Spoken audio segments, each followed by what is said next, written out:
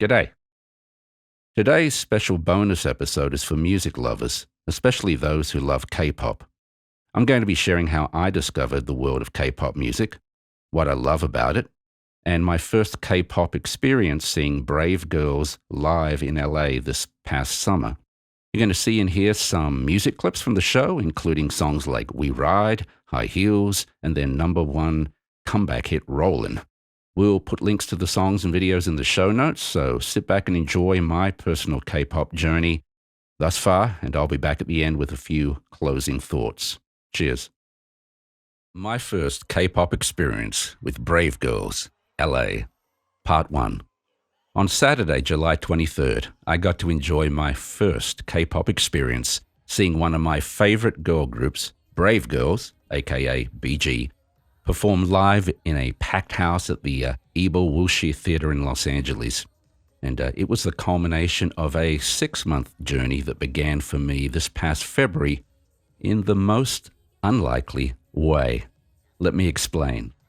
During my weekly Gold Street marketing meeting with my assistant Catherine, we were discussing the pros and cons of TikTok and Instagram's new video reels. So I decided to check them out. And while I had an Instagram account, I wasn't really active on it, but had posted just a few pictures and videos of my daughter's award-winning In-Sync show choir. And the IG algorithm decided to show me a bunch of K-pop female group content, mostly Blackpink for some reason, maybe because my daughter is like 1/8 Japanese and looks Asian.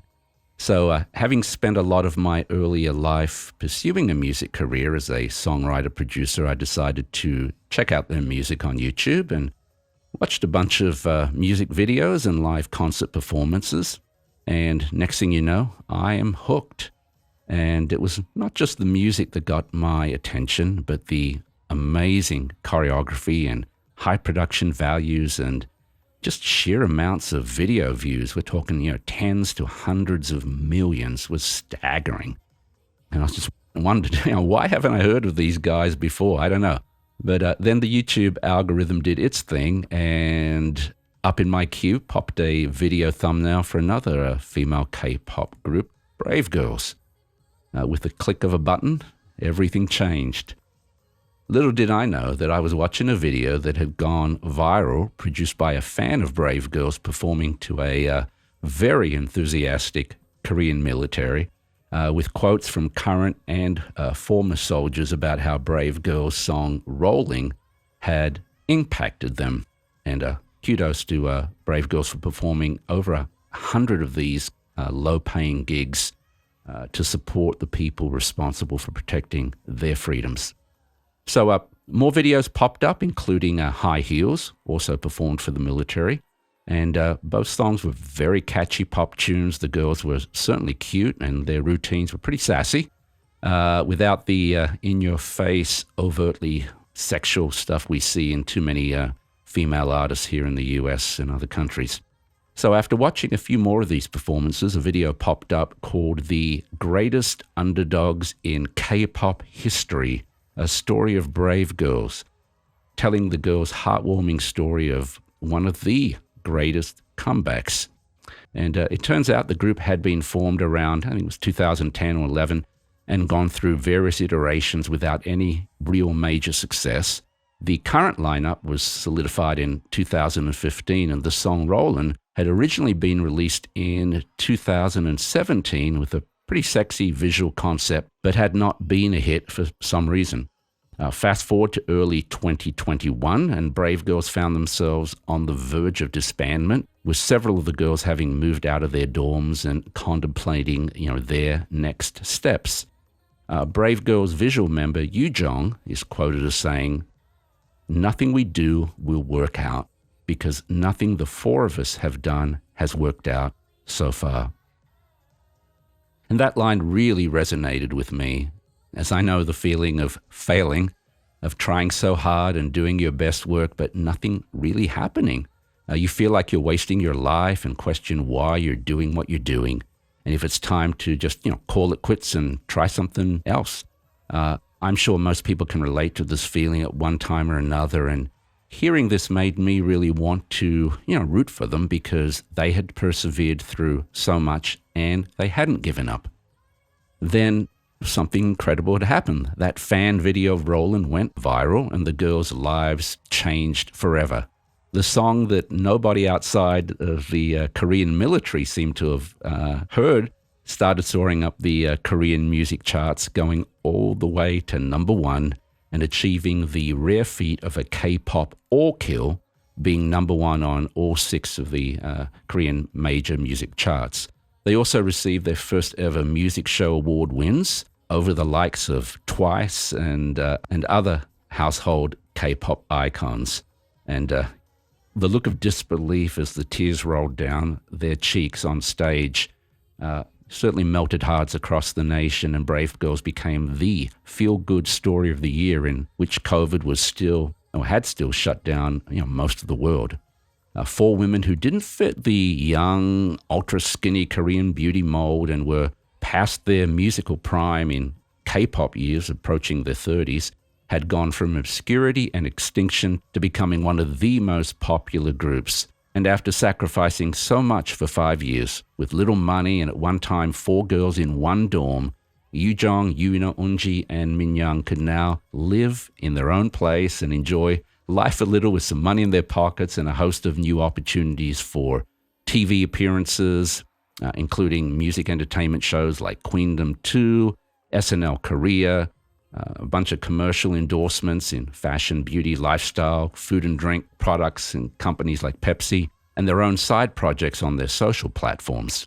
In fact, Brave Girls are now an official ambassador for the Korean tourism industry.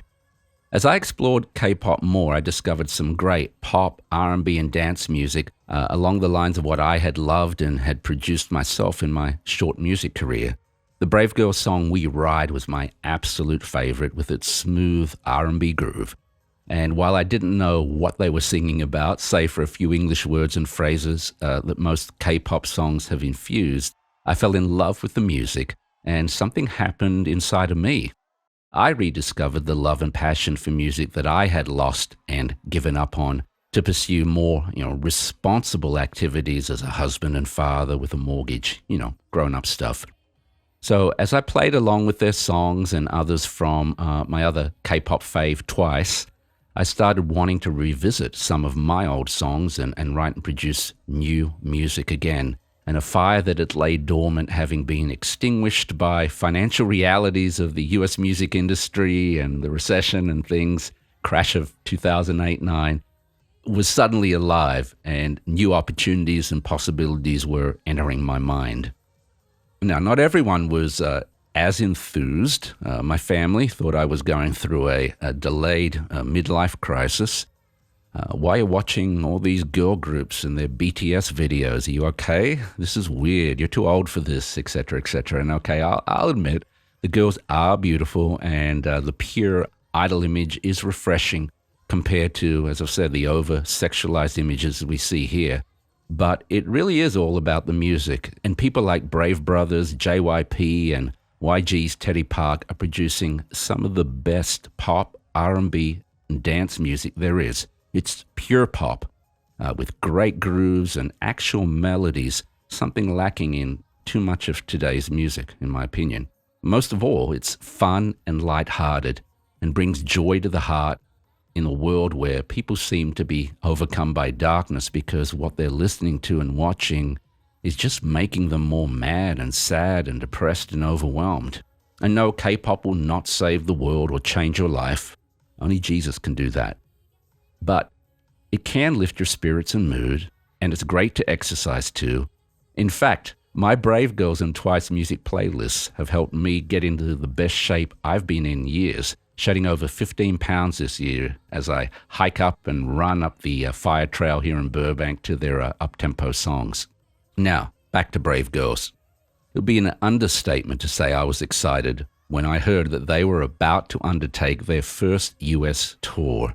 Even with just half a dozen songs on my playlist at the time, I waited for tickets to go on sale and purchased my VVIP tickets at the promoter Studio Pav's kpoptickets.com website. albeit with a few disappointments. One of the things I love about K-pop is the unique relationship between the artists and their fans. Unlike some of the self-absorbed rock stars that we've seen over the years here, K-pop artists exist to serve their fans and try and provide far more personalized experiences through fan signs where you get to meet and say a few words to each act's members while they sign a poster or a CD, and even give them a small card or a letter or a gift. There are snapshot photos where you get to pick a pose and a Polaroid picture with your favorite member or members, group photos, and a high-touch experience where you get to high-five members before or after the show. There are also VIP options to sit in on sound checks and hear some Q&As. Again, all of this designed to provide a more intimate audience-artist experience, and something acts here in the US would do well to imitate because it creates a relationship that transcends merely being a faceless fan to feeling like you're a valued friend. Part 2. bravegirls, LA. It's showtime. It's show day.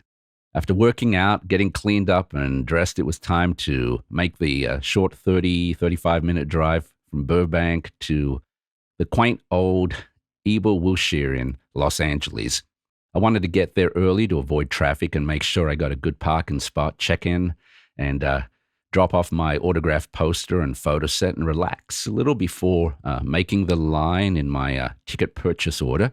There was ample parking in the adjacent lot, and after changing into an artsy orange Australian Aboriginal design t-shirt to stay cool, I picked up my VVIP badge and Brave Girls goodies packet and sat in the back of my Jeep to kill some time.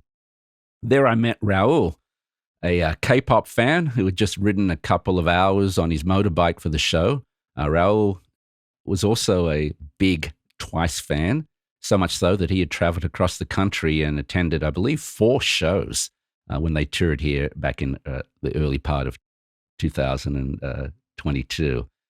We talked about an hour and a half, I think, about our favorite artists and biases and songs and upcoming tours for acts like Sunmi and ITZY and such. And time flew, and it was time to make the line, and that line stretched all around the building. But thankfully, we got to line up in our ticket purchase order with our VVIP tickets.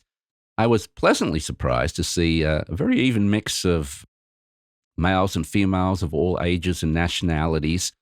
Sure, there were more Koreans there, probably of any other race, but everyone I spoke to was very cordial, and the Studio PAV volunteers did a great job getting people placed in line based on their ticket order of purchase queue number before the doors were open, and we ran in to choose our seats.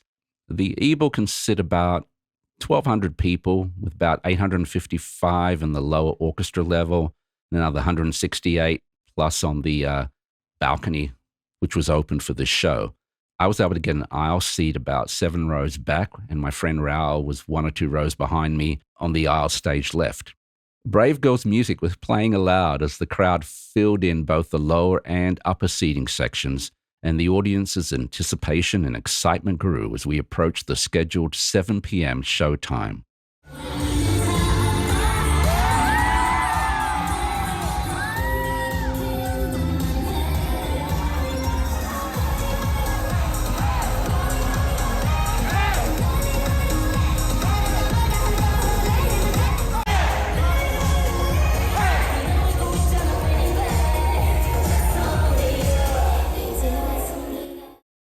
An introduction video played on a giant screen that would provide a colorful backdrop throughout the show, and to rambunctious applause, the girls took the stage to perform their opening set, kicking off with their last single, Thank You, and We Ride, my personal fave BG song, before taking some time to introduce themselves and thank everyone for their support.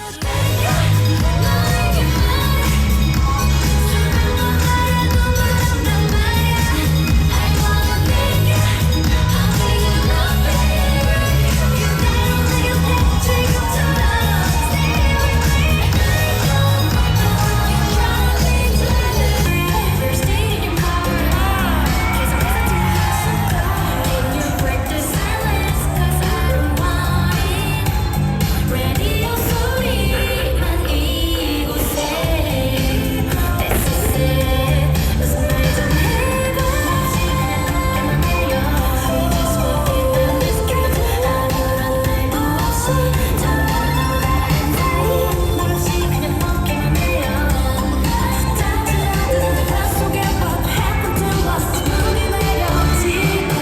The girls had saved their best for last, or maybe just had grown in confidence and got better as their US tour progressed, and looked and sounded amazing.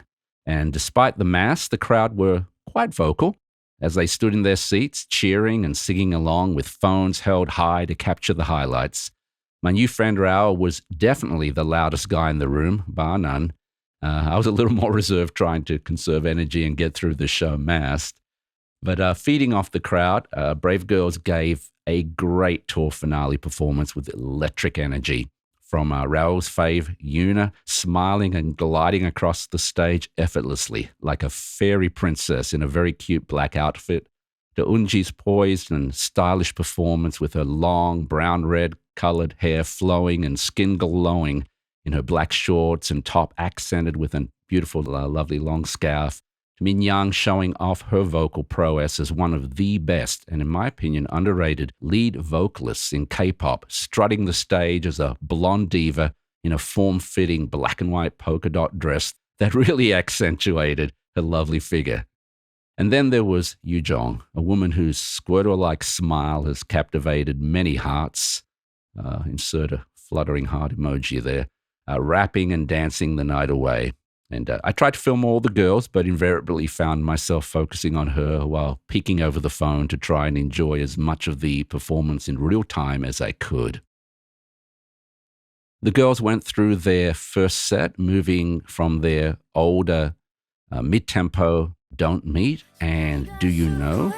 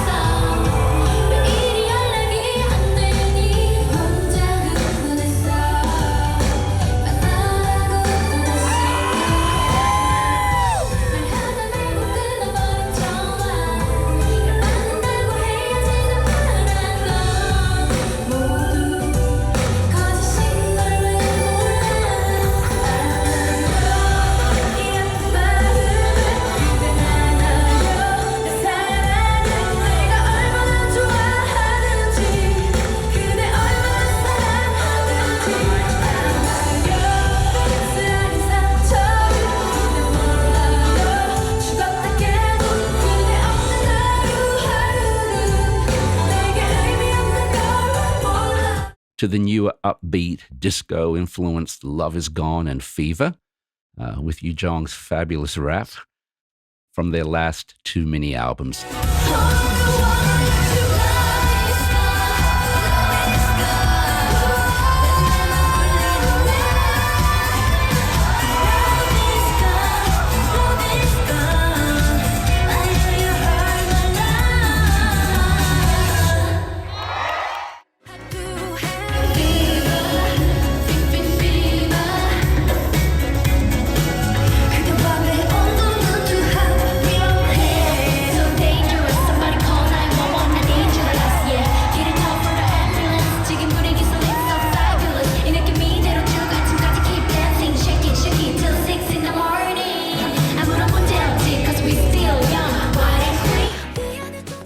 Before taking a breather to do some tour Q&As.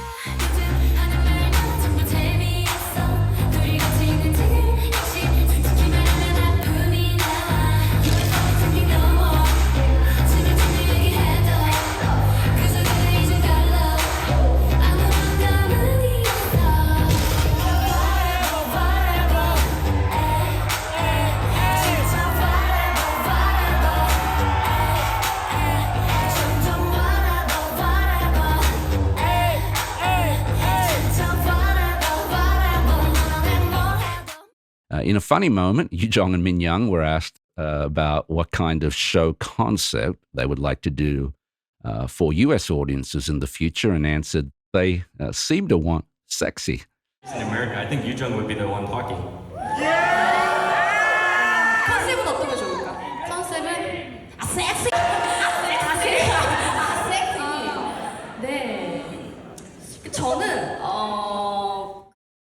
And indeed, there are louder cheers when the girls do something sexier on stage, like in high heels, than their regular, more sassy moves. Still, I think they do a pretty good job of keeping things classy and understated while injecting just enough sassy dance moves to keep those who came for that happy, which I appreciate being a little more on the conservative side. Of course, your mileage may vary on that.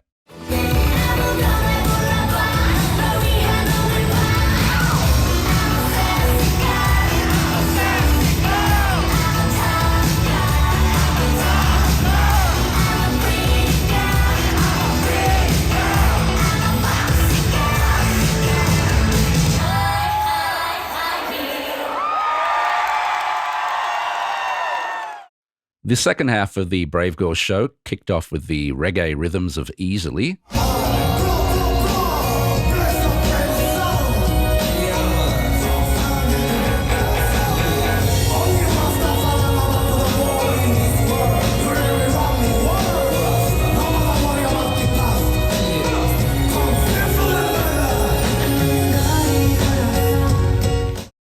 And then to one of my newfound favorites, Help Me, with its adorable I'll Give You Everything line and choreography.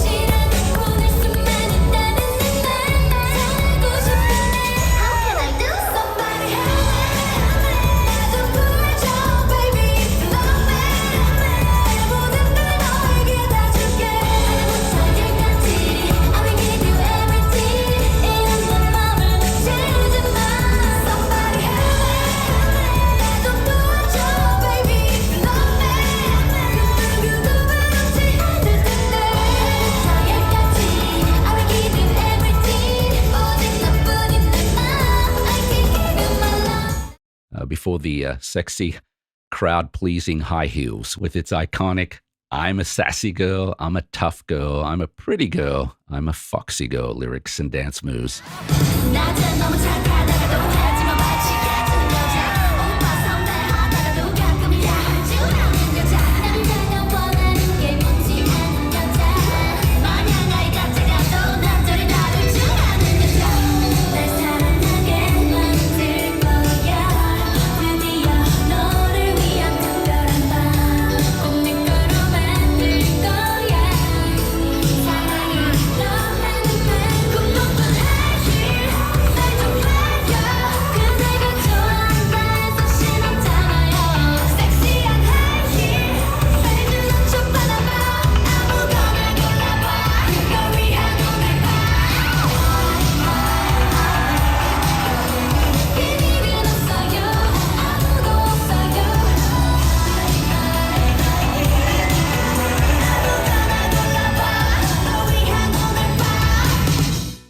The Summer Queens then let down for the dance party grooves of Chi Ma Ba Ram and Pool Party, and the Evil was absolutely rocking as fans sang along in their seats, making their best hand gesture moves as we all grooved to brave sounds, infectious beats and melodies.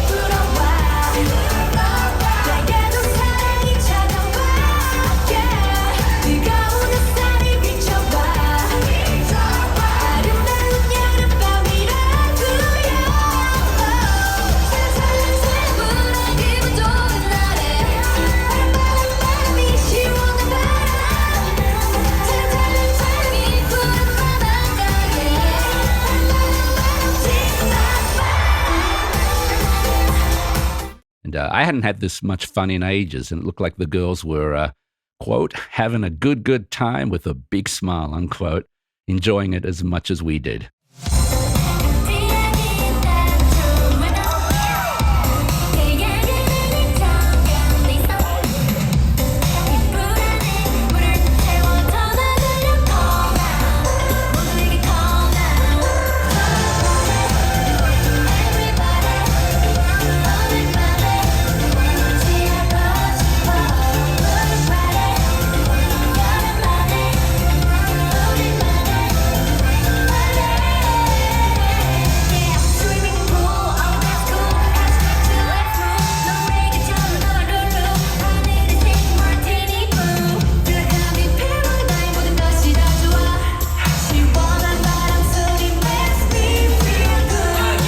And then the song that started it all, and everyone had waited for, Rollin.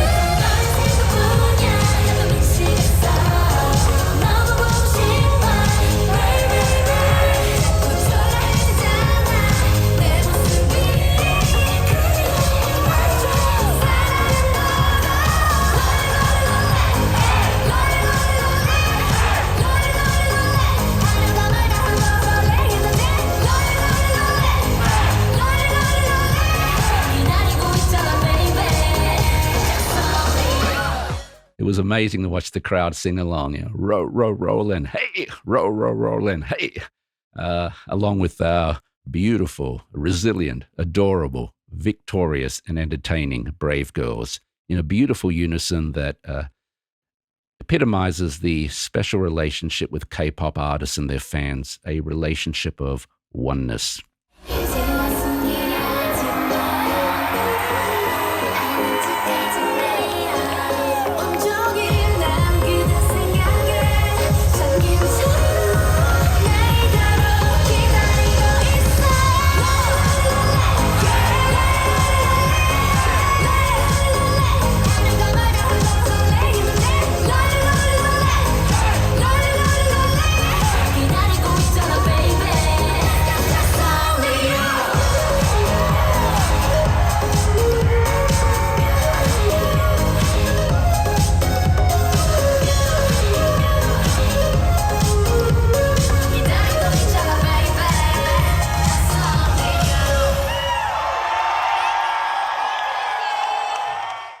And before we knew it, the girls, who must have burnt thousands of calories sweating up a storm as they heated up the room, were about to enter their 3-song encore.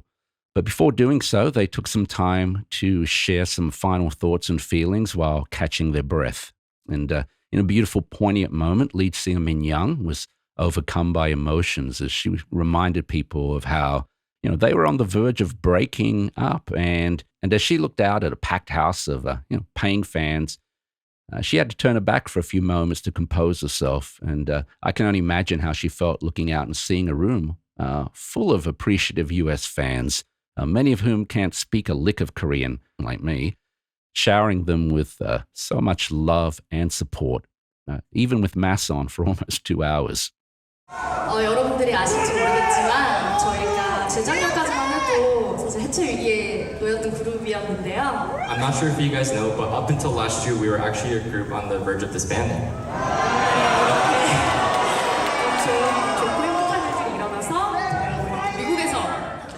미국 팬분들을 만날 수 있게 돼서 너무너무 기쁘고요. But due to all the amazing things that happened, continuing to meet the US fans, I'm so happy.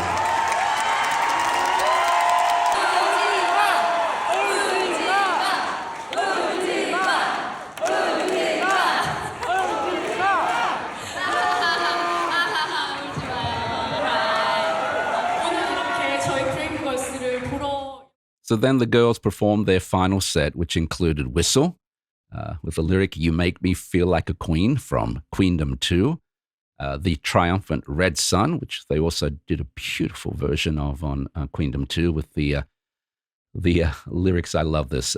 I won't give up. I will always get up. I won't give up. I will always get up. Amen to that. And the finale, Summer by Myself, where the girls take selfie videos on stage with phones of select patrons lucky enough to be in the front row, which was a really nice personal touch.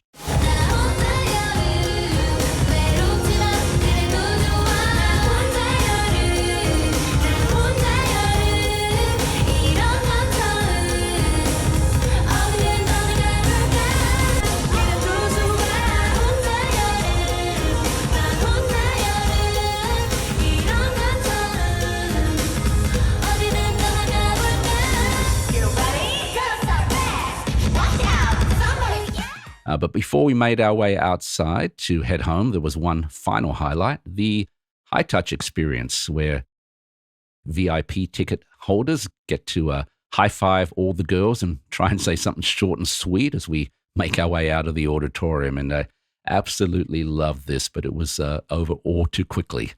I don't remember exactly what I said, but it was something like this. Eunji, thank you and happy birthday. She had just had her birthday while on tour a few days earlier.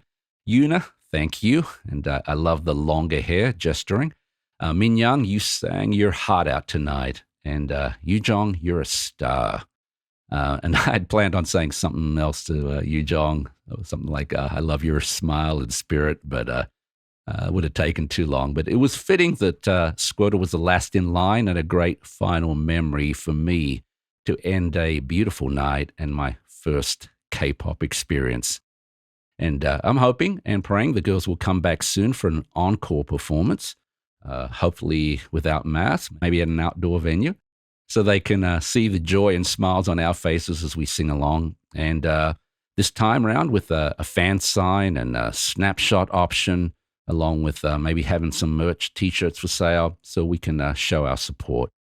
And maybe it's time to take a leaf out of the JYP globalization through localization playbook and record a few all-English songs. I know they did an all-English version of Chima Baram, but that title doesn't really work. So I'd love to see We Ride, Pool Party, maybe an updated version of Help Me, and dare I say Rollin. I'd love to see them actually do that before a U.S. military audience, or maybe a joint U.S.-Korean military audience or something on the border up there in North Korea. In the meantime, I've been inspired to be more brave and fearless in my life and business.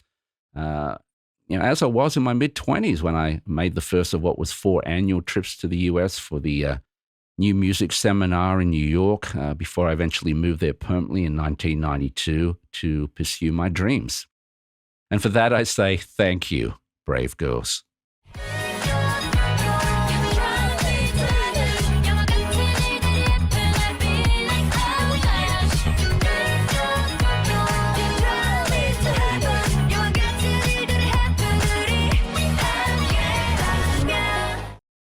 Well, I hope you enjoyed my K-pop story of Brave Girls Los Angeles show.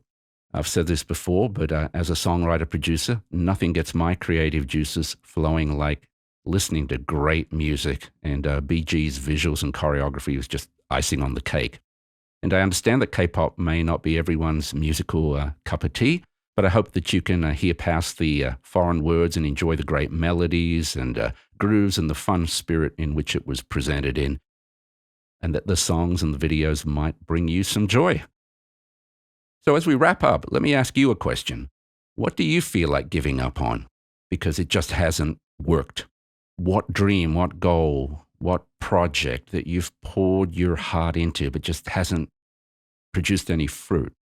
For me, I've been inspired by Brave Girls to revisit my music and remix and re-release some of the content and create some new versions and new songs that I can promote and pitch by the end of the year. So be sure to subscribe to join me on this new, or should I say renewed, journey.